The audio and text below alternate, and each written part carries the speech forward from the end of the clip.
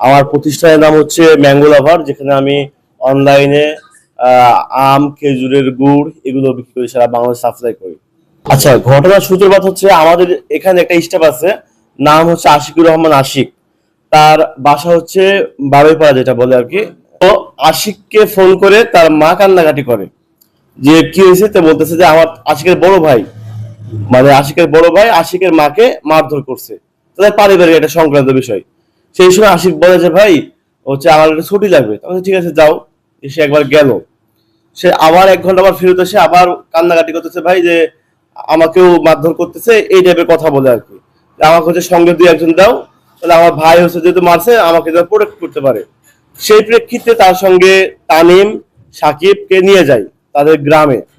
দেখা যাচ্ছে যে আশিকের বড় ভাই তার পক্ষে গ্রামবাসী। তো আশিক যখন নিয়ে গেছে কথা বলার জন্য, যে একটা মিউচুয়াল করার জন্য, তো আমার মাকে যেন না মারে, ওরা কিছু না বলেই সাকিব, তানিম, সুমন এদের পরে এলো পথে মারধর করে।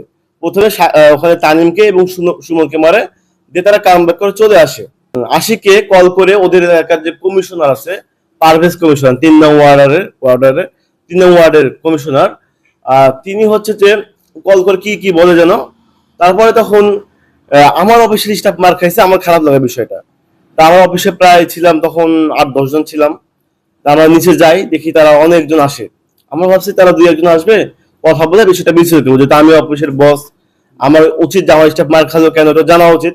তো পারভেজ ভাইয়ের সঙ্গে আমার আগেও পরিচিত ছিল, এবং তাদের যে দোকানদার ছিল আশিকের বাড়ির সামনে সবুজ, এবং পারভেজের ছোট ভাই সাফি নামে আরেকটা কয়েকজন ছিল যাকে চিনি আমি।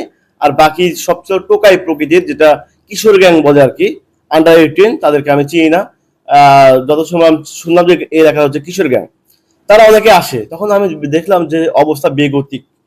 তখন আমি সাকিব, তানিম সবাই বলছি চলো আমরা অফিস থেকে চলে যাই। দিয়ে তখন আমি বলতেছি পারভেজ ভাই যা হওয়ার হয়েছে এখান থেকে শেষ করেন, হচ্ছে যে কোনো ঝামেলা করেন না, কারণ ওরা গেট মারতে গেছে যে উপর থেকে না উঠতে পারে। ওরা গেট ভেঙে ফেলে তানিম আর সুমনকে নিচেই মারতে থাকে। আর আমরা সে এই গেটটা লাগাই দিছি, সাকিব পরে উঠতে পারে না। সাকিবকে এই বাইরে, গেটের বাইরে ভিডিও আছে, দিব আপনাকে, 30-25 জন মিলে সাকিব চিল্লাতে থাকে। তা আমরা যখন গেটটা খুলতে যাই যে সাকিবকে ভিতরে নিব, আমাদের যখন খেয়াল সাকিব ভিতরে, তখন দেখি আর গেট বাইরে লক।